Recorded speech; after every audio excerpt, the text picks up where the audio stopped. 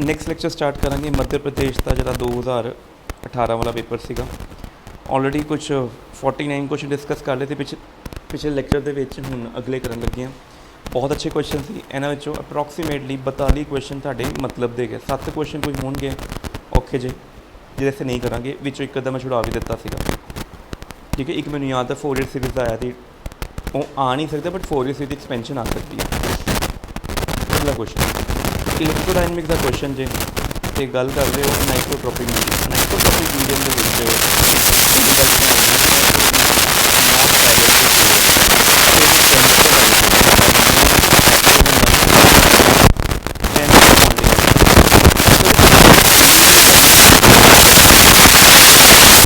Not E plus अगर डाइलैक्ट्रिक है तो पोलराइजेशन भी आएगा। जे तो वो आइसोट्रॉपिक है तो epsilon not single value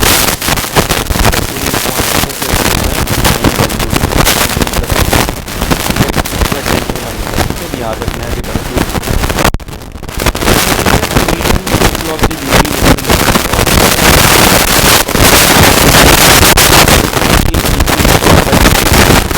mobility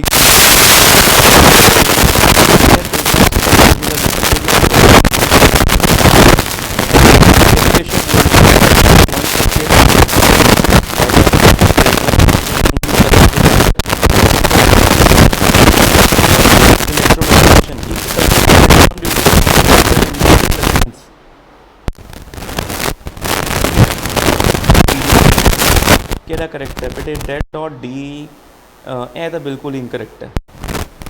ਠੀਕ ਹੈ, ਜਿਹੜੀ ਆਹ ਹੈ ਨਾ 4π/c ਲਿਖਿਆ ਹੋਇਆ ਇਹ ਨਾ ਸੀਰੀਅਸ ਯੂਨਿਟ ਦੇ ਵਿੱਚ ਗੱਲ ਕਰਾਂਗੇ। ਠੀਕ ਹੈ, ਮਾਈਨਸ ਨਹੀਂ ਹੋਣਾ, ਮਾਈਨਸ ਗਲਤ ਹੋ ਜਾਏਗਾ। ਆਹ ਜਿਹੜਾ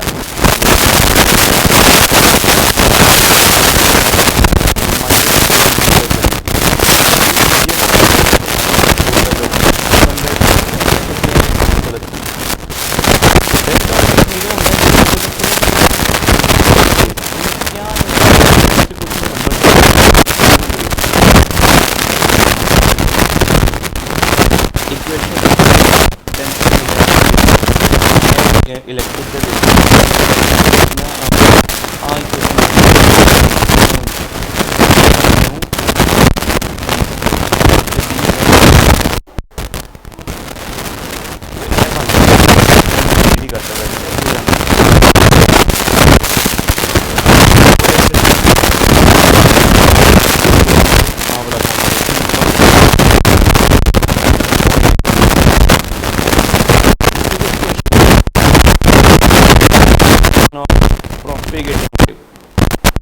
पहली बारी है इक्वेशन अभी ना +1 वेव आ ऐसा भी इक्वेशन सारे सिमिलर काइंड लगते हैं तो इन्होंने हर बारी कन्फ्यूजन हो जाती है। इलैक्ट्रिकली तो मैग्नेटिक इलैक्ट्रिकल कटे जाना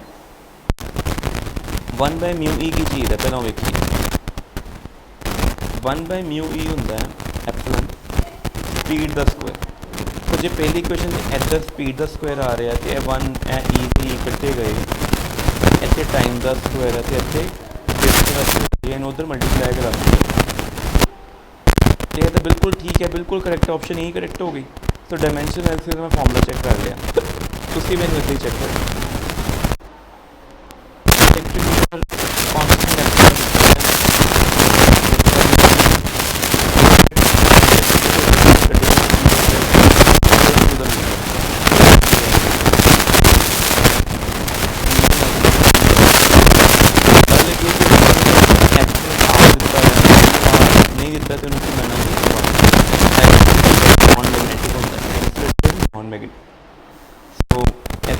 करा ना तो म्यू होगा mu naught mu r epsilon naught epsilon r over mu naught epsilon naught सारे कट्टे जाएंगे म्यू आर तो एप्सिलॉन आर आ म्यू आर एप्सिलॉन आर जो बनेगा ना यदी वैल्यू तो 1 हैगी है एप्सिलॉन आर कि 6 लीनियर क्वाड्रूपोल पोटेंशियल ध्यान पोटेंशियल ड्यू टू मोनोपोल इन्वर्सिटी ड्यू टू डाइपोल बच्चों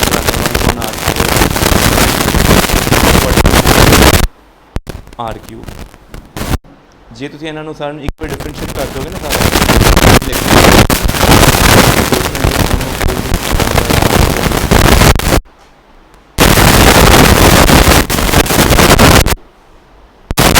ਕੁਆਡਰੂਪੋਲ ਦੀ 1/r4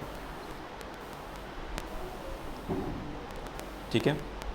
vertical wire carry the upward direction च करंट जा रहा है, proton beam sent horizontally means ऊपर है प्रोटोन इधर नूं आ गए, वेलोसिटी प्रोटोन की ਇਹਦੇ आले दुआले मैगनैटिक फील्ड इधर नूं होएगी तो आप यूज़ करांगे राइट हैंड थंब रूल, क्योंकि फोर्स का फॉर्मूला की होंदा क्यू वी क्रॉस बी। तुसीं अपना सज्जा हत्थ मान लें कि इधर नूं कौन है एक्स, उपर नूं कौन है वाई तो बाहर नूं कौन है जैड। मान लो तुहाडी जिहड़ी वेलोसिटी हैगी है ना वो जाती पई नैगेटिव वी आई कैप, इस जगह ते मैगनैटिक फील्ड इनवर्ड है। मैगनैटिक फील्ड इनवर्ड होने का मतलब मैगनैटिक फील्ड होगी माइनस बी के कैप, तो minus B i cap cross minus B k cap करिए, नैगेटिव नैगेटिव कट्टेगा, आई क्रॉस के कितना होंदा है माइनस जे मतलब थल्ले डाउनवर्ड। एम्पीयर सर्किट लॉ देखो बहुत सिंपल है, varying current time varying not constant, time varying current का एम्पीयर सर्किट लॉ देखो आना तो कर्ल भी है, यह तो वैसे ही नहीं गलत हो गया, डी टी नहीं कुछ होता। मी नॉट जे नाल इत्थे आंदा होंदा है एप्सल नॉट, डी वाला भी ठीक है क्योंकि डी की होंदा है एप्सल नॉट ई, यह भी ठीक चलता पे, ठीक है। हाँ नहीं यह कि वास्ते है कॉन्सटेंट करंट या कॉन्सटेंट इलैक्ट्रिक फील्ड वास्ते। सो ये आंसर दो हो गए सी, ए ते सी। Non conducting solid sphere radius positive charge magnetic electric field due to sphere at distance R from centre. +2 का क्वेश्चन जे सफेयर गॉस थ्योरम की एप्लीकेशन जिहदे तुसीं ग्राफ पढ़ते थे इदा का, पहला वधेगी फिर घटेगी, increasing for R less than R, ठीक है। यह वाला ग्राफ ही आ सकता पेपर। श्रोडिंगर ने की किया थे पार्टिकल वेव पैकेट, बहुत बड़ी आप क्वांटम पढ़ते हैं wave packet. Free particle net four 0 x x जा रहा, पी मोमेंटम है तो वह लैंग्रेंजियन कढ़ना, तो उन्हें क्या आया पार्टिकल नॉर्मलाइज्ड इन लेंथ। पहली गल सानू वो वेव इक्वेशन चाहिए, this is wave equation. Wave equation Schrodinger H psi equal to E psi, H की होंगे साढ़े को एच होंगे साढ़े को एनर्जी ऑपरेटर जो होंगे P²/2 साई तो ई साई, क्योंकि ये केस ना पोटेंशियल नहीं आना जी एच ना यूनिट होनी वो होंगे टोटल एनर्जी प्लस पोटेंशियल। पहले जीरो फ्री बोलता है, फ्री पार्टिकल में ना एडजस्टिंग ना रिपल्शन, ठीक है। माइनस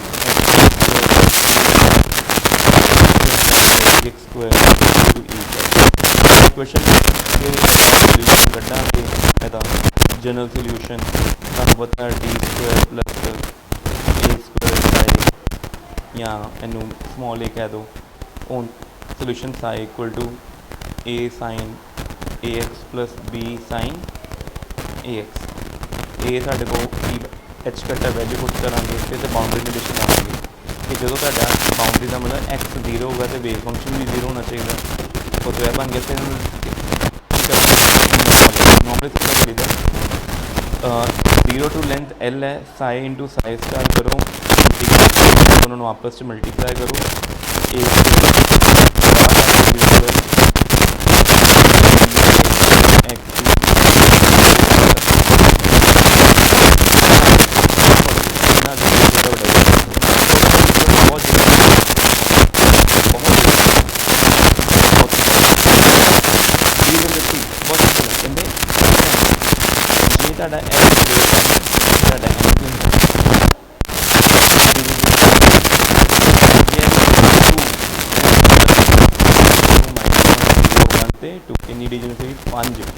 फॉर्मूला देखो फिर क्या बनता पे 2L+1, ठीक है। सो डी याद रखनी है सेम एनर्जी वाले लेवल। कह रहा हरमिशन ऑपरेटर, बेटे हरमिशन ऑपरेटर की कुछ कंडीशन दसिया हुई हैं, वैसे कोई हरमिशन ऑपरेटर इदा का होंदा है जी psi star A psi DX is same as psi A star psi D। ਇਹ ਕੰਡੀਸ਼ਨ ਜਿਹੜਾ ਸੈਟੀਸਫਾਈ ਕਰਦਾ ਉਹ ਹਰਮਿਸ਼ਨ ਹੁੰਦਾ। ਤੇ ਜੇ P ਹਰਮਿਸ਼ਨ ਹੋਏਗਾ ਨਾ ਤਾਂ P ਤੇ ਪਾਵਰ ਕਰੀ ਜੋ P ਦਾ P ਕਿਊਬ ਫਿਰ P5 Pn ਵੀ ਹਰਮਿਸ਼ਨ ਹੋਏਗਾ। ਆ ਕਰਨਾ ਕਿੱਥੋਂ ਹੈ ਬਟ ਅਸਲ ਤਰੀਕਾ ਹੁੰਦਾ ਪੇਪਰ ਦੇ ਵਿੱਚ ਸਾਡੇ ਕੋਲ ਜਨਰਲੀ ਹਰਮਿਸ਼ਨ ਪ੍ਰੂਵ ਛੇਤੀ ਹੁੰਦਾ ਤੇ ਇਹਨੂੰ ਆਨਸਰ ਤੁਸੀਂ ਲਰਨ ਵੀ ਕਰਨਾ ਕਿ ਤੁਹਾਨੂੰ ਪਤਾ ਹੋਣਾ ਚਾਹੀਦਾ ਕਿ ਇਹ ਤਾਂ ਦੇ ਵਿੱਚੋਂ ਆਇਓਟਾ ਡੀ ਕਰਲੀ ਬਾਈ ਕਰਲੀ ਟੀ ਹਰਮਿਸ਼ਨ ਹੈ। ਮੀਨਸ ਐਨਰਜੀ ਆਪਰੇਟਰ ਜਿਹਦੇ ਵਿੱਚ ਆਇਓਟਾ ਓਮੇਗਾ ਕਰਲੀ ਉਹ ਹਰਮਿਸ਼ਨ ਹੁੰਦਾ, ਬਾਕੀ ਨਹੀਂ ਹੈ। ਇਹ ਮੋਮੈਂਟਮ ਦਾ ਜਿਹੜਾ ਪੀ ਹੁੰਦਾ ਲਿਖ ਲਓ ਕਾਪੀ ਤੇ। Momentum operator is not Hermitian but energy operator is Hermitian. Commutator सानू पता है कि x P bracket x P square कितनी होगी जितनी भी पावर होगी आयोटा एच घटाना आना पी एन की डिफरेंशिएट कर दो n P n minus one. ठीक है, इट्स एन इंपॉर्टेंट थिंग।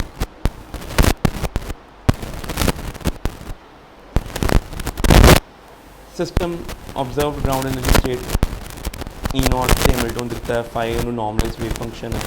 जैसे कुछ लभना ਉਹਦੇ बारे देखते की गल्लां कर रहे हैं। उन्होंने एवरेज वैल्यू एक्सपैक्टेशन वैल्यू वैसे करना हैमिल्टोनियन की जी वैल्यू होंगी ना एवरेज वैल्यू वो टोटल एनर्जी प्लस पोटेंशियल तो यह होंगी ग्राउंड स्टेट की एनर्जी।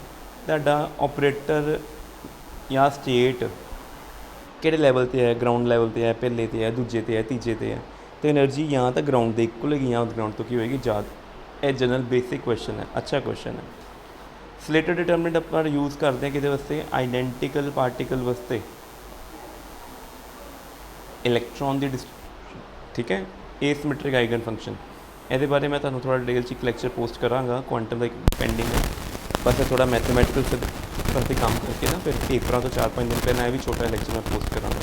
ये वास्ते मैं रखा हुआ heart spare is scattering quantum mechanically proportionally 4/r square ले लो करना quantum mechanically but classically r square by r 4 दे। ठीक है, क्लाइन गॉर्डन भी तो आइडेंटिकल पार्टिकल होंगे, यह भी तो की बनी हुई है इक्वेशन। बेसिकली यह इक्वेशन दिया ई स्क्वायर पी स्क्वायर सी स्क्वायर प्लस।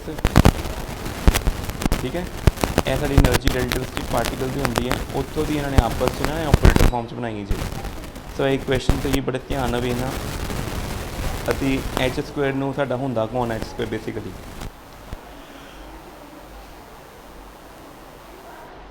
यह हुंदा जी। सो स्क्वायर करांगे तो iota square H cut square आएगा तो ऑप्शन है भी सेम होगी मतलब सारियां ही सेम दे के बह गए जे। तो यह भी कमीशन क्वेश्चन डिलीट किया होगा तो पहले सारे आंसर ठीक करेक्ट है।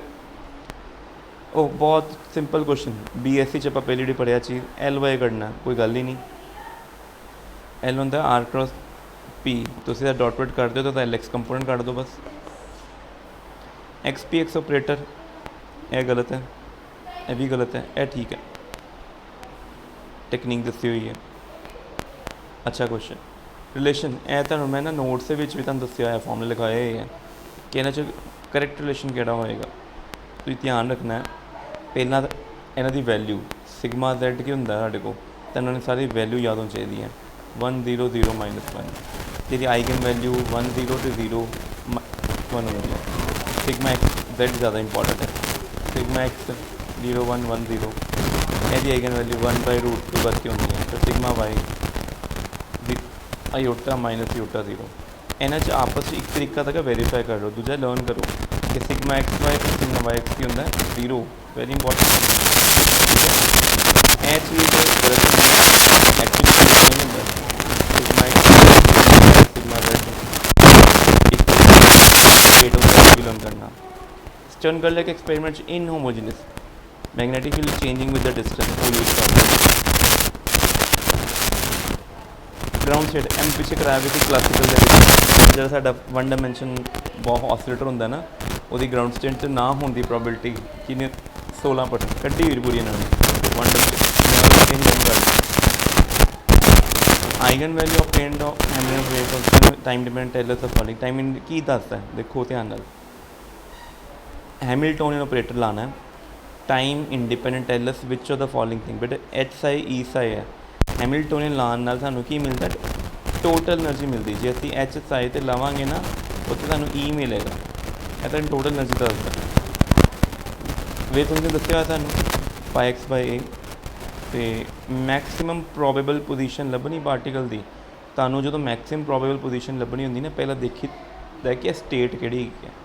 ਸੋ ਸਟੇਟ ਫਸਟ ਹੈ ਗਰਾਊਂਡ ਹੈ, ਇਸ ਤੋਂ ਉੱਪਰ ਪਹੁੰਚੇ, ਇਸ ਤੋਂ ਅੱਗੇ ਪਹੁੰਚੇ, ਕਿਹੜੀ ਸਟੇਟ ਹੈ। ਸੋ ਪਹਿਲਾਂ ਤਾਂ ਉਹਨਾਂ ਨੇ ਪ੍ਰੋਬੇਬਿਲਿਟੀ ਕੱਢੀ, ਠੀਕ ਹੈ, ਏ ਕੱਢਿਆ। ਸਾਨੂੰ ਏ ਵੈਸੇ ਹੀ ਲਰਨ ਹੁੰਦਾ ਕਿ ਏ ਆਉਂਦਾ, ਆਪਾਂ ਐ ਲੈ ਕੇ ਆਉਣਾ ਹੁੰਦਾ। ਦੂਜੀ ਚੀਜ਼ ਪ੍ਰੋਬੇਬਿਲਿਟੀ ਸਕੁਏਅਰ ਕਰਤਾ। ਜਦ ਵੀ ਮੋਸਟ ਪ੍ਰੋਬੇਬਲ ਆਉਂਦੀ ਹੈ ਨਾ, ਪਹਿਲਾਂ ਮੈਂ ਤੁਹਾਨੂੰ ਮੈਥਡ ਦੱਸਦਾ, ਫਿਰ ਮੈਂ ਸ਼ਾਰਟ ਟ੍ਰਿਕ ਵੀ ਦੱਸਾਂਗਾ। ਡਿਫਰੈਂਸ਼ੀਏਟ ਕਰੋ, 0 ਕਰੋ, ਇਹ ਸਟੇਟ ਆ ਗਈ a/2। ਸੋ ਬੇਸਿਕਲੀ ਆ ਜਿਹੜਾ ਗਰਾਊਂਡ ਸਟੇਟ ਹੈ ਨਾ, ਇੱਥੇ x0 ਹੈ ਅਤੇ x = a ਹੈ। ਇੱਥੇ ਇਨਫਾਈਨਾਈਟ ਪੋਟੈਂਸ਼ੀਅਲ, ਇੱਥੇ ਗਰਾਊਂਡ ਸਟੇਟ ਹੈਗੀ ਆ। ਮੈਂ ਤੁਹਾਨੂੰ ਦੱਸਿਆ ਸੀ ਕਿ ਮੈਕਸਿਮਮ ਪ੍ਰੋਬੇਬਿਲਿਟੀ ਕਿੱਥੇ ਹੁੰਦੀ ਹੈ, ਅੱਧੇ 'ਤੇ। ਅਤੇ ਇਸ ਰੀਜਨ 'ਚ ਆਉਣ ਦੀ ਪ੍ਰੋਬੇਬਿਲਿਟੀ ਕਿੰਨੀ ਹੁੰਦੀ ਸੀ, 1/4 -π/8। ਇੱਧਰ ਪ੍ਰੋਬੇਬਿਲਿਟੀ ਕਿੰਨੀ ਹੁੰਦੀ ਹੈ ਤੁਹਾਡੇ ਕੋਲ, 1/4 -π/8। ਆਈ ਥਿੰਕ ਮੈਂ ਇੱਥੇ ਗਲਤ ਨਾ ਕਰ ਜਾਵਾਂ, ਕਿਉਂਕਿ ਹੁਣ ਪਲੱਸ ਹੋ ਕੇ 1/2 ਆ ਰਿਹਾ। ਇੱਥੇ 1/2 ਸ਼ਾਇਦ ਕੁਛ ਆਉਂਦਾ, ਮੈਂ ਤੁਹਾਨੂੰ ਫਿਰ ਵੀ ਕਨਫਰਮ ਕਰ ਦਾਂਗਾ। ਮੈਂ ਆਪਣੇ ਲੈਕਚਰ ਦੇ ਵਿੱਚ ਨਾ ਤੁਹਾਨੂੰ ਦੱਸਿਆ ਮੈਂ ਦੁਬਾਰਾ ਵੀ ਕਨਫਰਮ ਕਰ ਦਾਂਗਾ ਕਿ ਮੇਰੇ ਹਿਸਾਬ ਨਾਲ 1/4 ਕਿ 1/2। ਦੂਜੀ ਚੀਜ਼ ਗਰਾਊਂਡ ਸਟੇਟ ਦੇਖ ਲੈਣੀ ਹੈ। ਜੇ ਤੁਹਾਡੀ ਸਟੇਟ ਬਣਨੀ ਇੱਦਾਂ ਦੀ ਹੋਵੇ,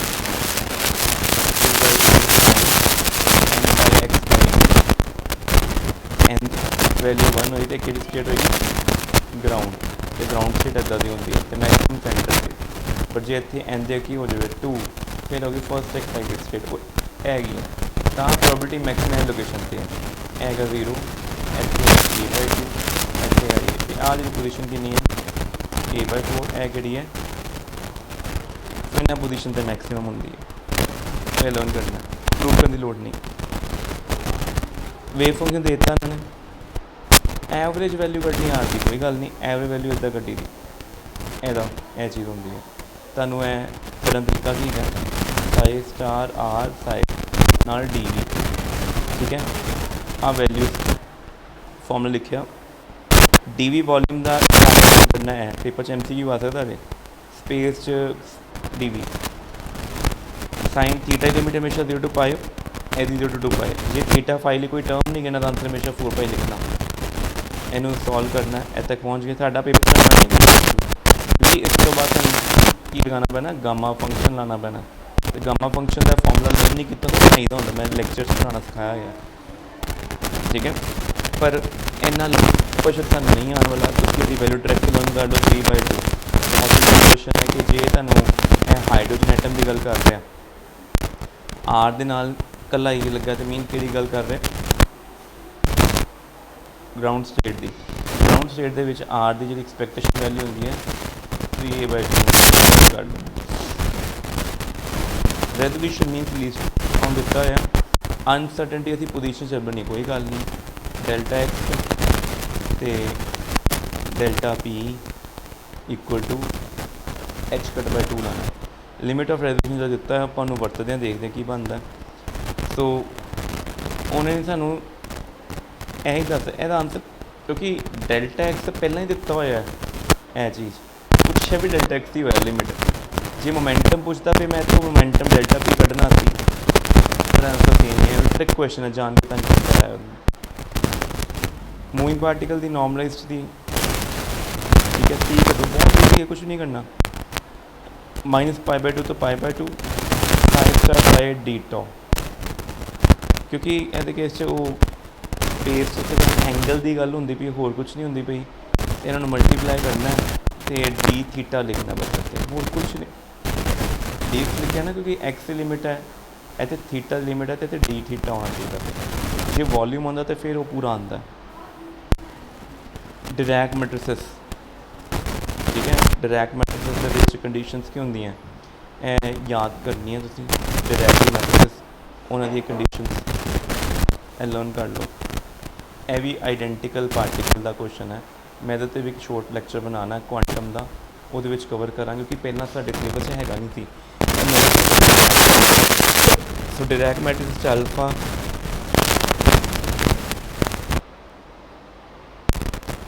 ਜਿਹੜੇ α/x α/y/z ਹੈ, ਉਹਨਾਂ 'ਚ ਸਿਗਮਾ ਪੋਲੀਮੈਟ੍ਰਿਸਿਸ ਦੀ ਹੁੰਦੀਆਂ, ਉਹਨਾਂ ਦਾ ਰਿਲੇਸ਼ਨ ਲਰਨ ਕਰ ਲਓ ਬਸ, ਠੀਕ ਹੈ। इन्हां च किहड़ा करैक्ट नहीं है भी मैं कुछ क्वांटम च कराया जे ए तुहानूं ना लर्न करने पैने कि जे एक्स की चीज़ होंदी है J plus iota J Y तो जे माइनस होंदा J X minus iota J Y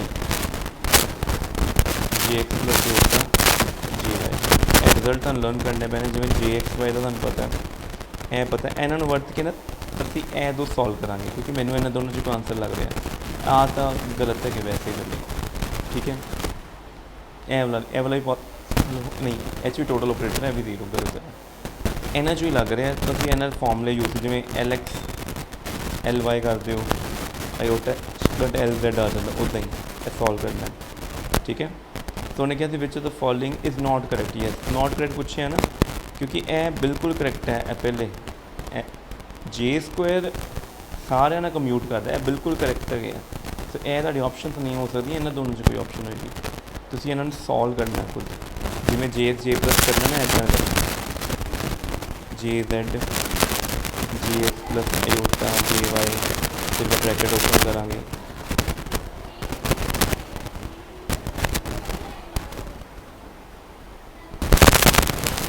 तो जे जेड तो J x aorta H cut J Y हो जाना प्लस अयोटा जे एक्स तो जे वाई इन्नी बन जाना साढ़े को इस तो बाद चेक करना इन्हों कि ठीक कर रहे हैं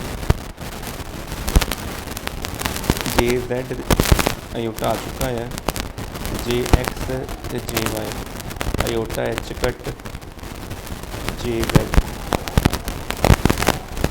दोवां दे विच अयोटा एच कट कॉमन कर लो अंदर आ जाना तुहाडे को अयोटा जे जेड जे वाई अभी देखिए तो आंसर बनता की पे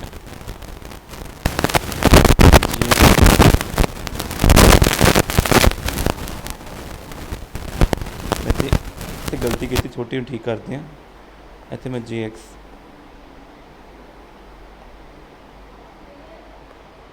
इतने J X J Y J Z Y J करांगे जेड तो वाई जावांगे ना पुट्ठे चलांगे minus iota H cut D X so यह बन गया माइनस साइन कॉमन कर लो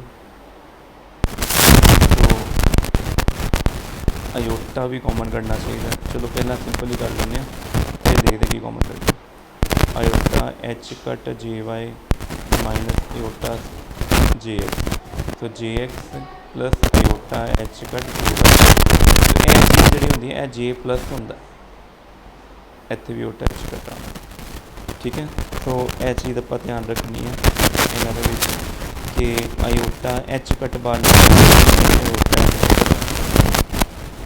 अयोटा ना एच कट बार निकल जी नाल एच कट आना तो यह 2-3 बारी प्रैक्टिस करना सारे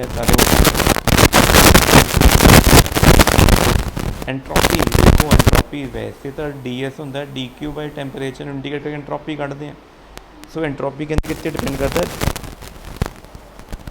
एंट्रोपी का फॉर्मूला भी होंगे के लॉग डब्ल्यू ये चेंज इन एंट्रोपी है बट वो पूछता भी एंट्रोपी डिपेंड अपॉन सिस्टम मेगा की होंगे थर्मोडायनेमिकल वेरीएबल होंगे या थर्मोडायनेमिकल वेट होंगे depend upon thermodynamical state 3 example से micro canonical grand micro canonical था आइसोलेटेड होता वो टी वी एन किन्ने सेम होंगे ठीक है बट कैनोनिकल होंगे स्टील की बॉटल है बंद जिस हीट एक्सचेंज होती पई वो एनर्जी वी ते एन तो माइक्रो कैनोनिक जो ग्रैंड कैनोनिकल है म्यू तो म्यू ई तो वी नंबर ऑफ पार्टिकल बदल सकते कैमिकल इक्वल भी मेनटेन होएगा वो ठीक है तो ये कौन कौन है देखिए एनर्जी होंगे बट टैंपरेचर का नहीं गल की माइक्रो एनर्जी की गल नहीं की टैंपरेचर कॉन्सटेंट है एंट्रोपी एनर्जी कॉन्सटेंट नहीं एंट्रोपी कभी चेंज फिक्स नहीं होती टैंपरेचर तो डेंसिटी पार्टिकल नहीं चेंज होंगे सो ए आइसोलेटेड सिस्टम सॉरी उल्टा कह गया दिस इज़ नॉट आइसोलेटेड ए है सिस्टम कितना इक्विलिब्रियम वाला कैनोनिकल के दसिया टैंपरेचर बदल सकता है ठीक है साड़ी एनर्जी जी एनर्जी नहीं बदलनी तो माइक्रो कैनोनिकल ने कैनोनिकल पूछा होया ਸੋ ਇਹ 'ਚ ਐਨਰਜੀ ਕੌਂਸਟੈਂਟ V ਤੇ N ਹੋਣਾ ਚਾਹੀਦਾ ਕੌਂਸਟੈਂਟ। ਤੇ ਟੈਂਪਰੇਚਰ ਤੇ ਡੈਂਸਿਟੀ ਕਹਿ ਰਹੇ ਇਹ ਚੀਜ਼ ਸਹੀ ਨਹੀਂ ਐਨਰਜੀ ਕੈਨ ਫਲਕਚੁਏਟ ਨਹੀਂ, ਗਲਤ ਕਰ ਰਹੇ, ਗਲਤ ਦੱਸ ਰਹੇ। ਇਨਸੈਂਬਲ ਥਿਊਰੀ ਅਸੀਂ ਇੱਕ ਵਾਰੀ ਦੇਖ ਵੀ ਲੈਂਦੇ ਹਾਂ। ਇਨਸੈਂਬਲ ਥਿਊਰੀ 'ਚ ਇਹ ਚੀਜ਼ ਨਹੀਂ ਸੀ। ਸਾਡੀ ਜੋ ਥਰਮੋਡਾਇਨਾਮਿਕ ਦੇ ਸਟੈਟਿਸਟਿਕਸ ਹੈ ਉਹ 'ਚ ਅਸੀਂ ਅਗਰ ਆਪਣੀ ਇਨਸੈਂਬਲ ਥਿਊਰੀ ਦੇਖਣੀ ਕੋਈ ਪੜ੍ਹ ਵੀ ਲੈਂਦੇ ਹਾਂ ਨਾ।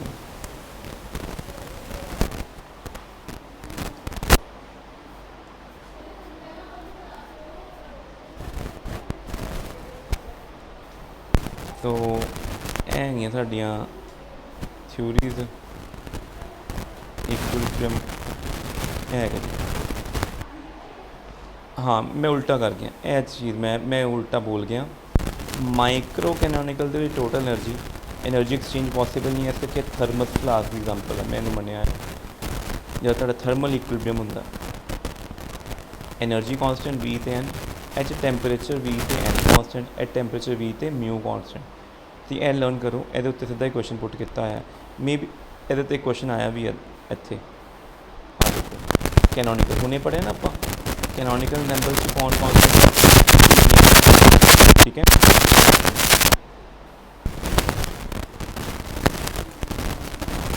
ਸੋ ਇਹ ਇੰਪੋਰਟੈਂਟ ਹੈ।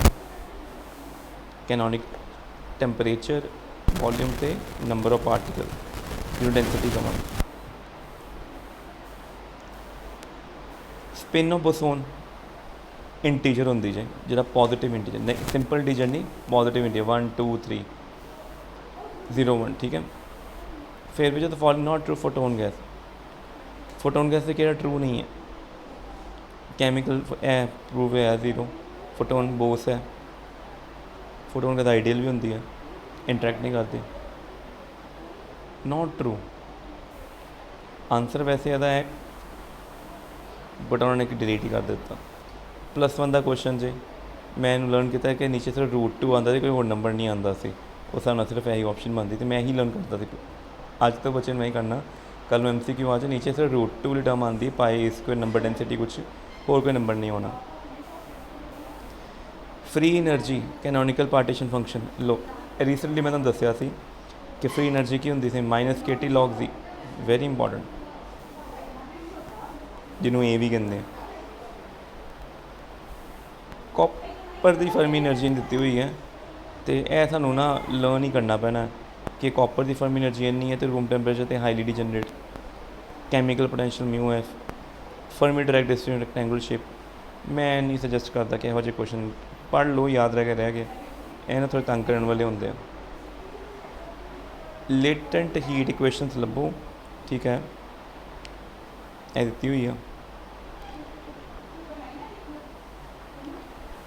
स्पेसिफिक हीट सिस्टम नैगेटिव मीनस है ना, वैल्यू चैक करनी असी एल की वैल्यू असी एस वैल्यूज पुट की ओके एल 800। अच्छा इतों तो बट एक पता नहीं है कि कितना है रहन बहुत टिपिकल है, कुछ पता नहीं लग रहा, इंटीग्रेशन करके कुछ आना है। Mean square Brownian motion कितने, अच्छा ठीक है। मीन स्क्वायर डिस्प्लेसमेंट के टेंपरेचर डिपेंड करती है, दैट इज़ इंपॉर्टेंट। डिफ्यूजन वाला ध्यान देना, directly between temperature. So mean square displacement particle how fast moving particle, rotational temperature power 1 learn करो, अनइम्पॉर्टेंट है वैसे क्योंकि मैं सिलेबस भी आप कोई कितने वेखिया नहीं, बहुत घट चांस है। हाँ मैं मैं पहले ही क्या होया, very important, critical temperature volume pressure learn कर लो, उत्थे सारे बन जाते जे। 27 वाला कुछ रिलेशन होंदा सी इदां दा, ठीक है, जिहदा क्रिटिकल प्रैशर का इन्होंने क्रिटिकल टैंपरेचर पूछा होया, इनवर्जन मीनस लर्न नहीं होना, but critical temperature pressure volume का फॉर्मूले लर्न कर लो, हाथ से लिख लो, बार बार लिखो, नोट कर लो, याद रहेगा, ठीक है। स्टैट विच आंदा ideal gas equation, Wien's constant की वैल्यू अल्फा दी हुई है तो आप लभना है प्लैंक कॉन्स्टेंट की फॉर्म के देखो, यह सानू कैलकुलेशन करके देखना पैना क्योंकि वैल्यू 0.288 के कोई कोल होंगी है, यदि वैल्यू और निकलनी नहीं है, सानू डायमेंशन एनालिसिस ना कुछ करना पैना, बहुत डिफिकल्ट है, इग्नोर करो। फर्मी एनर्जी देती तो फर्मी वेलोसिटी करनी, कोई गल ही नहीं, एनर्जी हाफ mv² करो तो इलैक्ट्रॉन की कढ़ लो। कितना सिंपल क्वेश्चन है। हीलियम 2.7 से behave like a normal liquid. और किहड़ा है इंपॉर्टेंट सुपर कंडक्टिविटी का क्वेश्चन है, साड़ी सारी बुक्स ये बारे लिखा हुआ है कि 2.7 से जे तक convention non super fluid liquid helium 1, ठीक है। जरा हीलियम 1 है नॉर्मल लिक्विड है, और जरा हीलियम 4 है और सुपर फ्लूइड है, सुपर कंडक्टर। तो लर्न करना है कि 2.17 कैल्विन ते भी जो नॉर्मल बिहेव करता कौन है,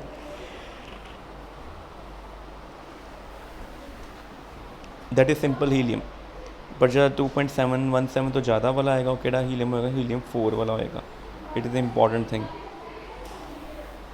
एंट्रोपी सिस्टम दी रिलेटेड टू नंबर एस लो, सीधा क्वेश्चन। एंट्रोपी का फार्मूला, एक फार्मूला एंट्रोपी का भी होंदा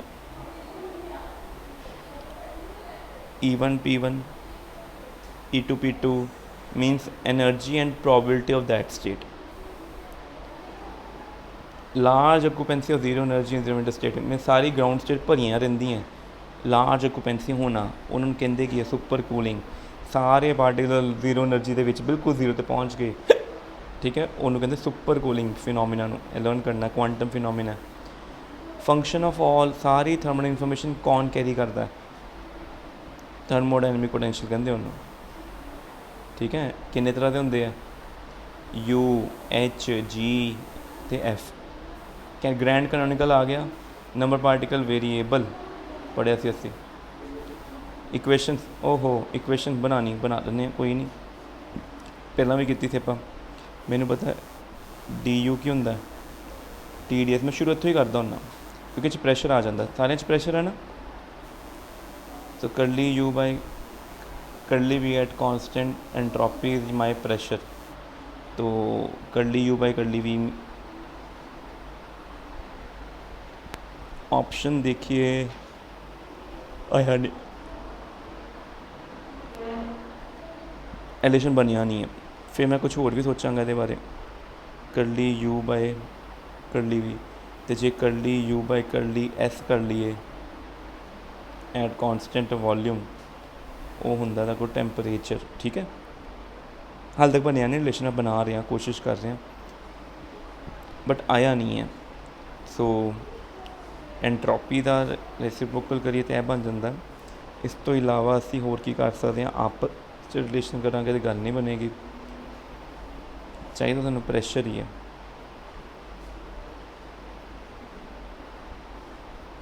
सो यह पहली क्वेश्चन बनता कि मैं वेख्या ही नहीं, पहली बन चुकी हुई, बस U की गलती है, U E होंदा एनर्जी, मैं U लिख के बैठा हुआ। तो कितनी अच्छा क्वेश्चन है ना, पहले भी टेस्ट में डिस्कस किया वाला रिपीटेड।